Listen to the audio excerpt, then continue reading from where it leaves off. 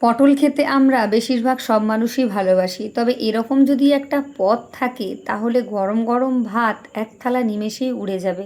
তাহলে চলুন শুরু করি আজকের রেসিপি। নমস্কার বন্ধুরা, কেমন আছেন সবাই? ভালো তো? পাপিয়ার ঘরোয়া চ্যানেলটিতে সকলকে জানাই স্বাগত। গরম গরম ভাতের সাথে দুর্দান্ত স্বাদের পটল ভর্তা আপনারা কিভাবে বানাবেন সেটাই আজকে শেয়ার করছি। তার সাথে থাকছে একটা সিক্রেট জিনিস, যেটা দিলে এই ভর্তার স্বাদ দ্বিগুণভাবে বেড়ে যাবে। স্কিপ না করে পুরো রেসিপি দেখুন, আশা করি আপনাদের প্রত্যেকের ভালো লাগবে। আর স্কিপ করে দেখলে কিন্তু অনেক কিছু মিস করে যাবেন, এই ভর্তাটা পারফেক্টভাবে বানাতে পারবেন না। আর এই ভর্তাটা রেডি করার জন্য আমি 4খানা পটল নিয়েছি, একটু বড় বড় দেখে। আপনারা যদি একটু কচি দেখেও নেন বা অনেক দিন ফ্রিজের মধ্যে কিছুটা পটল বেঁচে থাকলে সেটা দিয়েও আপনারা বানিয়ে নিতে পারেন। পটলের খোসাগুলো আমি একটা পিলার দিয়ে খুব ভালো করে পরিষ্কার করে ফেলে দেব। একটু একটু খোসা যদি গায়ে লেগে থাকে তাতে কোনো সমস্যা নেই। সমস্ত পটলগুলোই আমি খোসা ছাড়িয়ে নিয়েছি। এবার পটলগুলোকে আমি একটু পাতলা পাতলা করে কেটে নেব, যাতে করে এটা খুব তাড়াতাড়ি ভাজাও হয়ে যায় আর সেদ্ধও হয়ে যায়। আজকের পটল ভর্তা রেসিপিটা এমনভাবেই তৈরি করছি যে বাচ্চা থেকে বড় প্রত্যেকেই কিন্তু আঙুল চেটেপুটে খাবে। ভীষণ মজার হবে, ভীষণ সুস্বাদু হবে। সমস্ত পটলগুলোই কিন্তু আমি এরম ছোট ছোট টুকরো করে কেটে নিচ্ছি। অনেকেই ভিডিও দেখেন অথচ একটা লাইক করতে ভুলে যান, তাই প্রথমেই মনে করিয়ে দিচ্ছি, একটা লাইক করে দিন। এই লাইক আর হাইপ এই দুটো কিন্তু আমাদের এই রেসিপিগুলোকে আরও অনেক দূর পৌঁছে দেয়, আর অনেক অনেক উৎসাহ পাই আমরা নতুন নতুন রেসিপি আপনাদের সামনে নিয়ে আসার জন্য। পটলগুলো কেটে নিয়েছি, আমি এবার একটা প্লেটে তুলে নিয়েছি। পটলগুলো এবার ভালো করে আমি ধুয়ে পরিষ্কার করে নেব।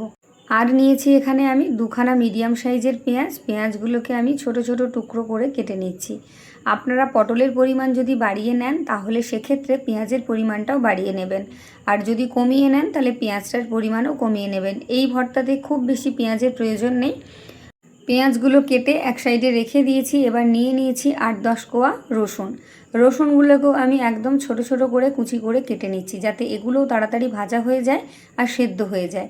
তবে রসুন যদি আপনারা একটু কম খেতে চান তাহলে এখানে কমিয়ে নিতে পারেন, এর থেকে আর বেশি বাড়িয়ে নেওয়ার প্রয়োজন নেই। আর যদি একদম রসুন পছন্দ না করেন তাহলে স্কিপ করতে পারেন। তবে যে কোনো ভর্তা রেসিপিতে একটু রসুন দিলে খেতে ভালো লাগে, ভর্তার স্বাদটা বেশি ভালো হয়। আর যদি পছন্দ একান্তই না হয় তাহলে এটা স্কিপ করতে পারেন। রসুনগুলো কিন্তু ভালো করে কুচি করে নিয়েছি। এবার কিছুটা কাঁচা লঙ্কা 2-3টে মতন পাতলা করে কুচি করে নিয়েছি, আর কয়েকটা শুকনো লঙ্কা নিয়েছি। এবার চলুন আমি মূল রেসিপি শুরু করি। কড়াই বসিয়ে দিয়েছি, বেশ কিছুটা সর্ষের তেল দিয়ে দিয়েছি, আর গ্যাসটাকে হাই করে দিয়েছি। এই ভর্তাটা কিন্তু সর্ষের তেলেই ভালো লাগবে, চেষ্টা করবেন সর্ষের তেলে। একান্তই যদি সর্ষের তেল খেতে অপছন্দ করেন তাহলে আপনারা সাদা তেল বা রিফাইন অয়েলেও করতে পারেন। শুকনো লঙ্কাগুলো ভালো করে মুচমুচে করে ভেজে নিয়েছি। এবার একটা প্লেটের মধ্যে তুলে রাখলাম, আর ওই তেলের মধ্যেই দিয়ে দিচ্ছি আমি কেটে রাখা পেঁয়াজ। তবে সমস্ত পেঁয়াজটা আমি দেব না, অর্ধেকটা দিলাম, আর অর্ধেকের বেশি একটু পেঁয়াজ কুচি দিলাম, আর কমটা আমি রেখে দিলাম, পরে ব্যবহার করব। পেঁয়াজটাকে প্রথমে হালকা নেড়ে চেড়ে একটু লালচে করে ভেজে নেব। এর মধ্যে কালার এসে গেছে দেখুন। এই সময় দিয়ে দেব আমি রসুন কুচিগুলো। তাহলে রসুন আর পেঁয়াজ দুটোই ভালো করে ভাজা হয়ে যাবে, আর রসুনগুলো বেশ সুন্দর নরম হয়ে যাবে। মোটামুটি 1 মিনিট মতন হাই আঁচে রসুনগুলো নাড়াচাড়া করলেই সুন্দরভাবে ভাজা হয়ে যাবে। পেঁয়াজ রসুন ভালো করে ভাজা হয়ে গেছে লাল লাল করে। এবার তেল ঝরিয়ে সমস্ত কিছুকে আমি একটা প্লেটের মধ্যে তুলে রাখছি। এর থেকে আর বেশি বাদামি করে ভাজার প্রয়োজন নেই, এই রকম একটু লালচে করে ভেজে নিচ্ছি। তবে আপনারা যদি আর একটু কাঁচা কাঁচা রাখতে চান তাহলেও রাখতে পারেন। এবার ওই তেলের মধ্যে আমি সমস্ত পটলগুলোকে দিয়ে দিলাম, যেগুলো আমি আগে থেকে কেটে ধুয়ে পরিষ্কার করে রেখেছিলাম। আর তেলের প্রয়োজন নেই, এই তেলেই হয়ে যাবে। ভালো করে প্রথমে একটু নেড়ে চেড়ে নেব।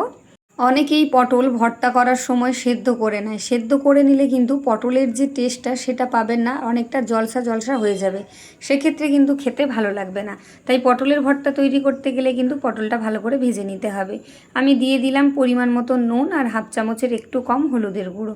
ভালো করে নেড়েচেড়ে নিচ্ছি। এবার এটাকে আমি ঢাকা দিয়ে দেব, তাড়াতাড়ি যাতে নরম হয়ে যায়। গ্যাসটাকে একটু লোতে করে দেব, দিয়ে ঢাকা দিয়ে 1 মিনিট মতন রেখে দেব, যাতে এটা খুব তাড়াতাড়ি নরম হয়ে যায়। 1 মিনিট পর আমি ঢাকা খুলে দেখাচ্ছি যে এটা কতটা নরম হয়ে গেছে আর কমে গেছে। 1 মিনিট পর আমি ঢাকাটা খুলে নিলাম, দেখুন অনেকটা নরম হয়ে গেছে আর কমেও গেছে। আবারও নেড়ে চেড়ে নিচ্ছি। পটলটা কিন্তু হালকা ভাজা হতে শুরু করেছে, সুন্দর একটা কালার আসতে শুরু করেছে। এই সময় দিয়ে দেব আমি হাফ চামচ কালো জিরে। ভর্তাতে কালো জিরে দিলে কিন্তু খেতে ভীষণ ভালো লাগে, এটা দেওয়ার চেষ্টা করবেন। এবার পটল আর কালো জিরে দুটোই কিন্তু একসাথে ভাজা হয়ে যাবে।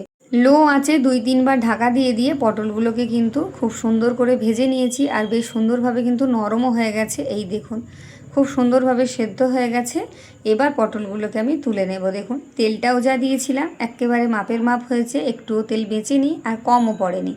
সমস্ত পটলটাকে আমি একটা প্লেটের মধ্যে তুলে নিচ্ছি। গরম বা বর্ষাতে এই পটল কিন্তু একটা জনপ্রিয় সবজি। যে কোনো অনুষ্ঠান বাড়িতে যান এই পটলের একটা পদ আপনি ঠিক পাবেনই। পটলটা কিন্তু বেশিরভাগ সব মানুষই ভালোবাসে। এবার দিয়ে দিলাম সেই সিক্রেট জিনিসটা, যেটা দিলে এই পটল ভর্তার স্বাদ দ্বিগুণ বেড়ে যাবে। আমি 1 চামচ মতো পোস্ত শুকনো কড়াইতে হালকা করে নেড়েচেড়ে নিচ্ছি। এতে করে পোস্তর কাঁচা ভাবটাও চলে যাবে আর অনেকক্ষণ পর্যন্ত পোস্তটা মুচমুচে থাকবে। যখন মুখে পড়বে ভীষণ ভালো লাগবে খেতে। ভালো করে ভেজে আমি এটাকে একটা জায়গায় তুলে রেখে দিচ্ছি। এটাকে বেশিক্ষণ ভাজার দরকার নেই, গরম কড়াইতে একটু নেড়েচেড়ে নিলেই হবে। এদিকে পটলটা ঠান্ডা হতে থাক। আমি যে শুকনো লঙ্কাগুলো ভেজে রেখেছি সেখান থেকে একখানা সরিয়ে রেখে আমি সামান্য কিছুটা নুন সমস্ত লঙ্কাগুলোর মধ্যে দিয়ে ভালো করে একটু গুঁড়ো করে নেব। বর্ষার সময় শুকনো লঙ্কাগুলো ভেজে বেশিক্ষণ বাইরে রাখলেই কিন্তু এগুলো নরম হতে শুরু করে, তাই গরম গরম অবস্থাতেই চেষ্টা করবেন একটু ভালো করে গুঁড়ো করে নিতে। একটু নুন দিয়ে দিলে কিন্তু বেশ সুন্দরভাবে শুকনো লঙ্কাগুলো গুঁড়ো হয়ে যাবে। সমস্ত শুকনো লঙ্কাগুলোকেই সুন্দর করে গুঁড়ো করে নিয়েছি। এটা একটা ঝালঝাল স্পাইসি পটল ভর্তা রেডি হচ্ছে, যেটা দেখে জিভে জল আসবে। গরম গরম রুটির সাথে অথবা ভাতের সাথে ভীষণ ভালো লাগবে। লঙ্কাটা আমার গুঁড়ো করা হয়ে গেছে। এবার পেঁয়াজের মধ্যে যে রসুনটা আমি ভেজে রেখেছি সেটাকেও হাত দিয়ে চেপে চেপে একদম নরম করে মেখে নেব। এটা হাত দিয়েই হয়ে যাবে, কোনো রকম বাটাবাটির ঝামেলা নেই। আপনারা চাইলে শিলে বাটতে পারেন, তবে কোনো প্রয়োজন নেই। এবার আমি পটলটাকেও ভালো করে মেখে নেব। পটলটা কিন্তু হালকা গরম আছে, এখনও ভালোভাবে ঠান্ডা হয়নি। এই গরম গরম অবস্থাতেই কিন্তু আমি হাত দিয়ে একটু চেপে চেপে এগুলোকে ভালো করে মেখে নিচ্ছি। একটু সময় ধরে মেখে নিলেই কিন্তু পটলটা ভালো করে মাখা হয়ে যাবে। এর জন্য কোনো রকম মিক্সিতেও দেওয়ার প্রয়োজন নেই। এই দেখুন পটলটা খুব ভালো করে মেখে নিয়েছি। এবার পেঁয়াজ রসুন আর শুকনো লঙ্কা ভাজা সব কিছু কিন্তু এই ভর্তার সাথে মেখে নেব। ভীষণ সুন্দর একটা গন্ধ এসেছে। এইভাবে একবার বানিয়ে দেখবেন।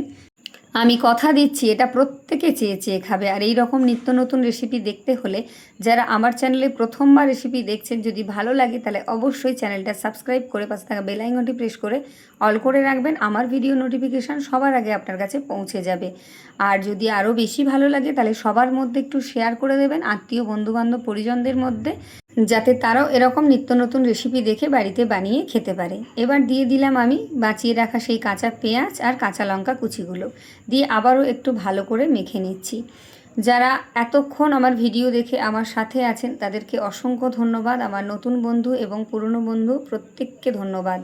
সবাই একটু হাইপ করে দেবেন, লাইক করে দেবেন আর সবার মধ্যে একটু শেয়ার করে দিন, তাহলে আরও ভালো ভালো রেসিপি আপনাদের সামনে আমি আনতে পারবো। দিয়ে দিলাম হাফ চামচ মতো কাঁচা সর্ষের তেল। এটা দিলে ভর্তাটা ভীষণ ভালো লাগে খেতে, তবে যদি আপনাদের পছন্দ না হয় এটা বাদ দিতে পারেন।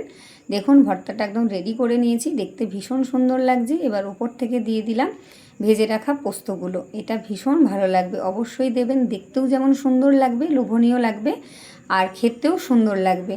একটা শুকনো লঙ্কা রেখে দিলাম, 2 স্লাইস লেবু আর কিছুটা পেঁয়াজের টুকরো। এটা দিয়ে পরিবেশন করুন, দেখবেন প্রত্যেকে আপনার প্রশংসা করবে। আর গরম গরম ভাত বা রুটি যার সাথেই পরিবেশন করেন না কেন, দুটো ভাত সে বেশিই খাবে আর দুটো রুটি সে বেশিই খাবে। এই রকম একদলা শুধু নিয়ে ভাতের প্লেটে সামনে দিন, দেখবেন যে খাবে সে প্রতিদিন এই পটল এনে হাজির করবে যে এইভাবে ভর্তা বানিয়ে দেওয়ার জন্য। তাহলে আজকের মতো টাটা, সবাই ভালো থাকবেন, সুস্থ থাকবেন। দেখা হচ্ছে আবার একটা রেসিপি নিয়ে আবার অন্য কোনো দিন। ততক্ষণের জন্য আপনাদের সকলের কাছে বিদায় নিচ্ছি। সকলকে অসংখ্য ধন্যবাদ জানাই। আজকের মতো টাটা।